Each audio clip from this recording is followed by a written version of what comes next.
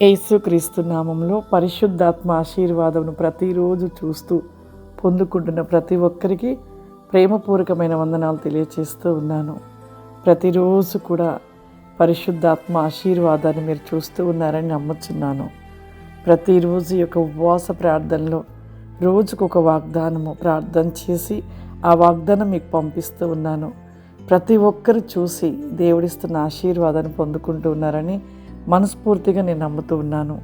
ఈరోజు పరిశుద్ధాత్మ దేవుడు మనకిస్తూ ఉన్న వాగ్దానం ఆదికాండము 22వ అధ్యాయము 1వ వచనము. ఆ సంగతులు జరిగిన తరువాత దేవుడు అబ్రహామును పరిశోధించెను. ఎట్లనగా అబ్రహాము అని పిలువగా అతడు చిత్తము ప్రభా అనెను. ఇక్కడ దేవాది దేవుడు అబ్రహాం జీవితంలో ఎన్ని పరీక్షలు, ఒక్కటి కాదు ఎన్నో పరీక్షలు, ప్రతి పరీక్షలో గెలుస్తూనే వచ్చాడు అబ్రహాం. ఎంతోమంది కూడా ఎందుకు నాకు ఈ శోధనలు అనుకుంటారు, ఎందుకు ఈ కష్టాలు అంటారు. కానీ ఒక శోధన, ఒక పరీక్ష.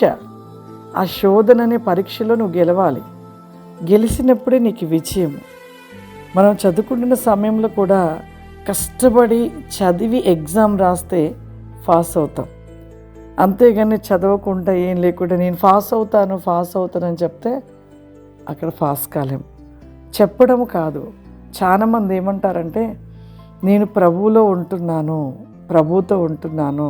కొంతమంది ప్రార్థన చేస్తుంటారు కానీ ఒక కష్టం వచ్చినప్పుడు తట్టుకోలేరు. కొంతమంది వాక్యాన్ని చదువుతుంటారు, కష్టం రాగానే తట్టుకోలేరు. అలా ఉండవద్దు. మనం ప్రతి విషయంలో విశ్వాసంలో త్రుట్టిల్లవద్దు. కష్టమే రానండి, సంతోషమే రానండి, బాధే రానండి, ఏదొచ్చినను మనం సంతోషంగా స్వీకరించాలి. ముఖ్యంగా మన క్రైస్తవులలో విశ్వాసంలో ముందుకు సాగాలి. ఈ విశ్వాసం లేకుండా పడిపోతున్నారు. అబ్రహాం జీవితంలో చూడండి, మొట్టమొదటగా తన తండ్రి ఇంటి నుండి పిలిచాడు. తన రక్త సంబంధులు, తన తల్లిదండ్రులు అందరినీ విడిచి రమ్మన్నాడు. అబ్రహాం అందరిని విడిచి వచ్చాడు. నిజంగా అప్పుడు విడిచినప్పుడు తన తండ్రి ఎంత బాధపడి ఉండాలి. నన్ను తండ్రి పిలిచాడు, నేను వెళ్తున్నాను, దేవాది దేవుడు పిలిచాడు అన్నప్పుడు తన తండ్రి వాళ్ళు ఎంతో అడ్డగిచ్చి ఉండవచ్చు. అయినా కూడా దేవుని మాట విన్నాడు. తన తండ్రి రక్త సంబంధాలు అందరినీ విడిచిపెట్టాడు. ఆ యొక్క ఎంత గొప్ప విషయం. దేవుడు పిలిచినందుకు ఆయన మాట విని వచ్చేసాడు, మాట విన్నాడు. రెండవ తన జీవితంలో గర్భఫలం లేక ఎంతమంది ఎన్నో రకాలుగా శారని అన్నారు. అయినను కూడా ఒకటే విశ్వాసం అబ్రహాంకి, ఖచ్చితంగా దేవుడు నన్ను ఆశీర్వదిస్తానన్నాడు, దీవిస్తానన్నాడు, నా సంతానాన్ని విస్తరింపచేస్తానన్నాడు అనే విశ్వాసంతో తను ఉన్నాడు. అలాగే తన జీవితంలో 100 సంవత్సరాలప్పుడు తన పట్ల దేవుడు గొప్ప కార్యం చేశాడు. ఇస్సాకును దేవుడిచ్చాడు.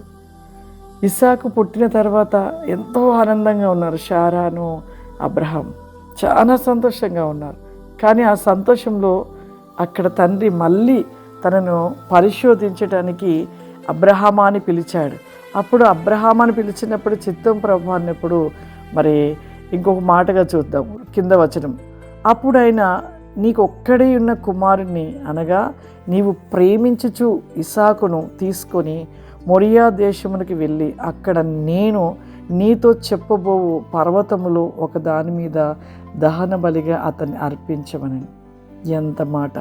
అంత సంతోషంగా ఉన్న అబ్రహాము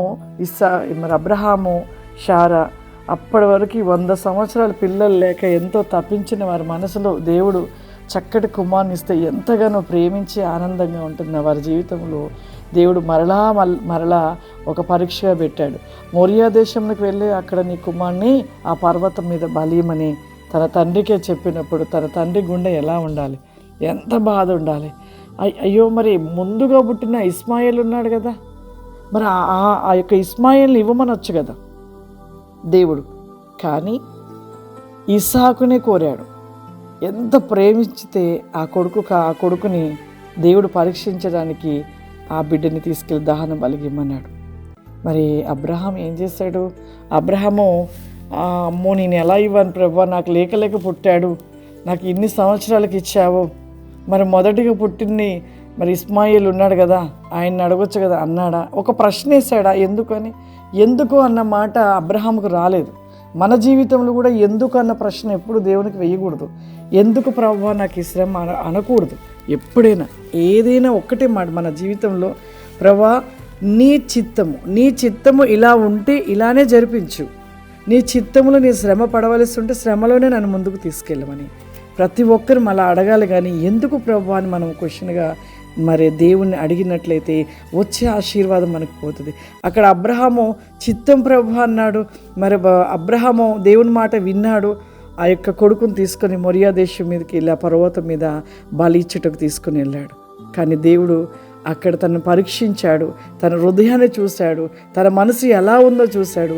తను ఒకవేళ తమ కుమారుని ఇచ్చేటప్పుడు ఏమైనా బాధపడతాడా, ఏమైనా కృంగిపోతాడని చూశాడు. కానీ ఎక్కడ కృంగిపోలేదు.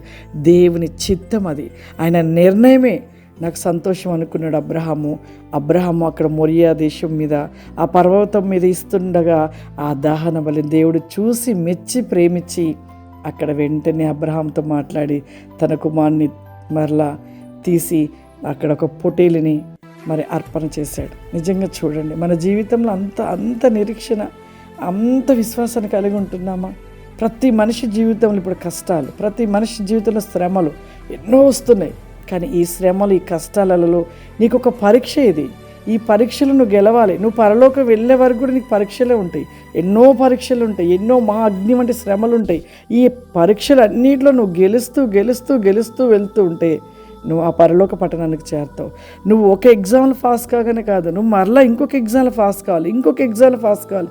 నీకు ఇలా వస్తూ ఉన్నప్పుడల్లా నువ్వు పాస్ అవుతున్న కొలది నువ్వు ఒక ఉన్న స్థితిలోనికి వెళ్ళిపోతావు. ఒక ఉన్న స్థితిలోకి వెళ్ళిపోయి దేవుని రాజ్యాన్ని నువ్వు చేరుకుంటావు. కాబట్టి ఆ రీతిగా ప్రతి ఒక్కరు కూడా అటువంటి గొప్ప ఆశీర్వాదాన్ని కలిగిన వారుగా నిలిచి ఉండాలి. అందరు కళ్ళు మూసుకున్నట్లయితే ప్రార్థన చేసుకుందాం. సర్వశక్తివంతుడా, దయగల తండ్రి, నీకు వందనాలు చెల్లిస్తూ ఉన్న ప్రభా, పరిశుద్ధాత్మ తండ్రి, నీకు వందనాలయ్యా.